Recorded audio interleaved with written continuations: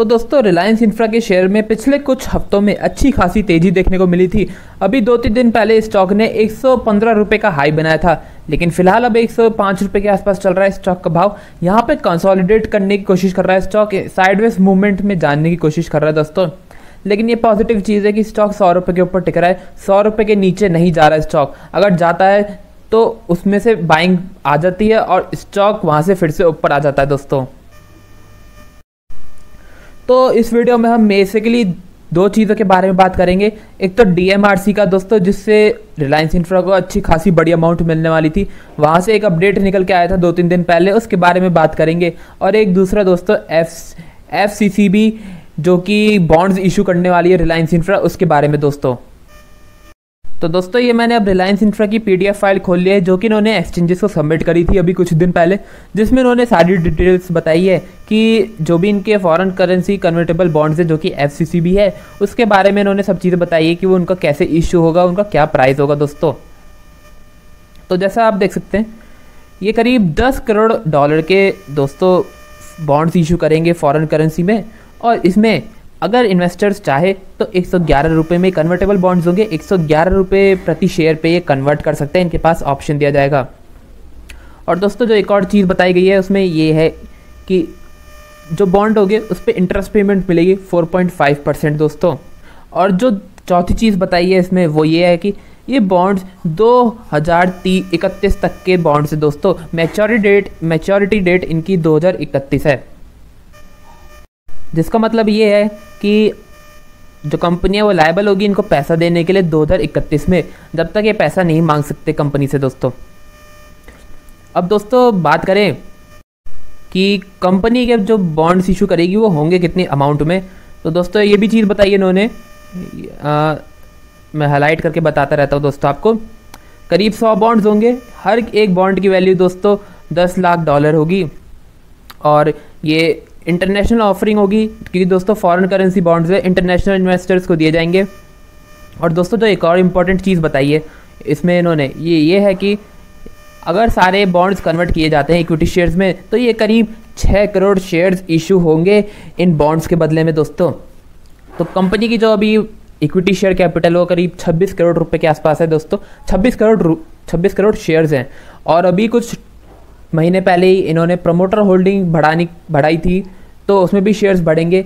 तो दोस्तों उसके बाद शायद उसके बाद आपके 6 करोड़ शेयर्स और ऐड हो सकते हैं, अगर फॉरेन करेंसी जो ये इन्वेस्टर्स लेंगे, फॉरेन इन्वेस्टर्स बॉन्ड्स, वो अगर कन्वर्ट करते हैं दोस्तों। तो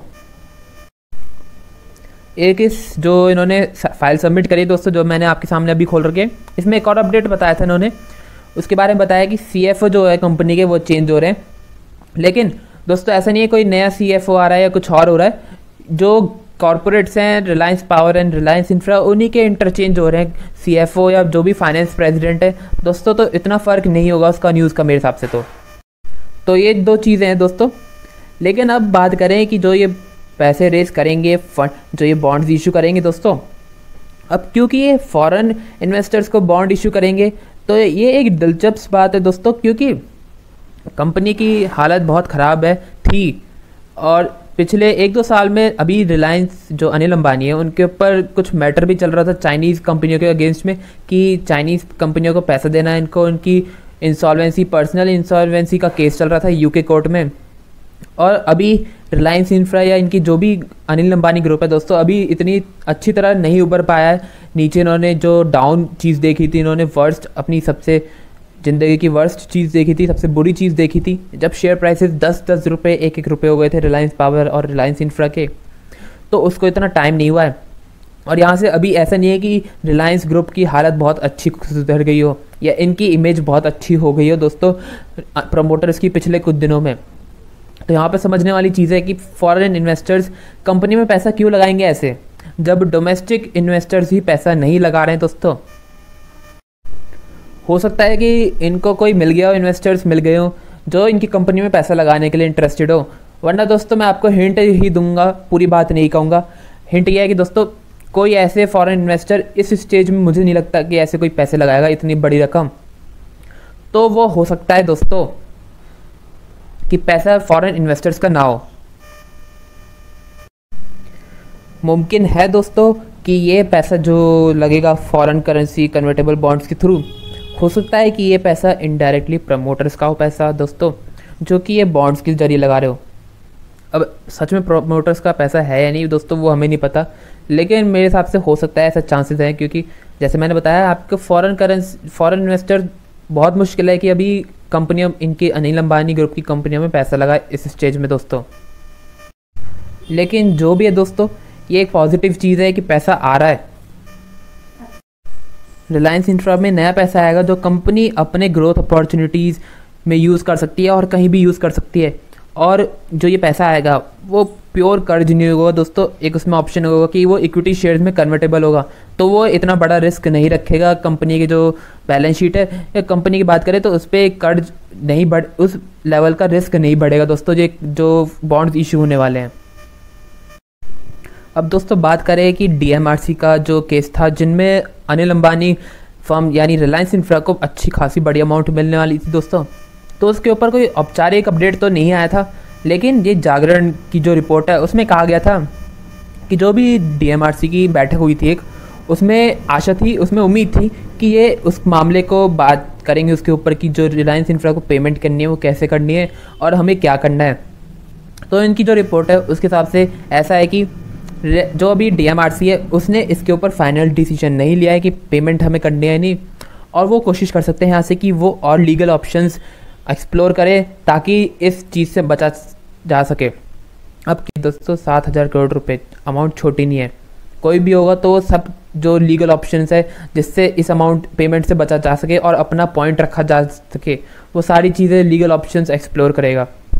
लेकिन यहाँ पे इम्पॉर्टेंट बात यह है कि जो अभी अपडेट आया था 2-3 हफ्ते पहले, जिसमें सुप्रीम कोर्ट ने रिलायंस इंफ्रा के फेवर में हक में डिसीजन सुनाया था, तो वहाँ से अब ये है कि डीएमआरसी अब और कहाँ जा सकता है, गवर्नमेंट के पास जा सकता है।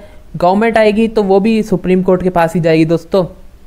तो ये सब चीज़ें हैं कि सुप्रीम कोर्ट से जब आ चुका है फैसला, तो अब डीएमआरसी किसके पास जा सकता है। मुझे नहीं लगता कि अब कोई बचता है जिसके बाद डीएमआरसी जा सकता है, अपने पॉइंट रख सकता है कि हमारी ये देनदारी क्यों नहीं बनती है रिलायंस इंफ्रा के हक में और हमें पेमेंट क्यों नहीं करनी चाहिए। तो ये सब चीज़ें हैं, तो यहाँ से लगता है कि पेमेंट तो आनी चाहिए थोड़े टाइम में। इनके डीएमआरसी के भीतर ही कुछ डिसीजन बनना चाहिए कि पेमेंट कैसे करनी है कैसे नहीं करनी। यहाँ से इतने ऑप्शन नहीं दिखते हैं लीगली जो ये एक्सप्लोर कर पाएँ या यूज़ कर पाएँ दोस्तों। तो दोस्तों ये दोनों अपडेट थे जो फिलहाल रिलायंस इंफ्रा के लिए आए हैं 3-4 दिनों में। अगर कोई और अपडेट आता है तो उस पर हम चर्चा जरूर करेंगे दोस्तों। ये वीडियो यहीं तक थी। अगर आपको वीडियो अच्छी लगे तो लाइक ज़रूर कीजिएगा, चैनल को जरूर सब्सक्राइब कर लीजिएगा दोस्तों।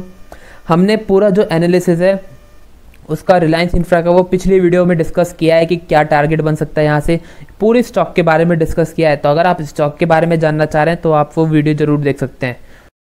तो ये वीडियो यहीं तक थी दोस्तों, धन्यवाद।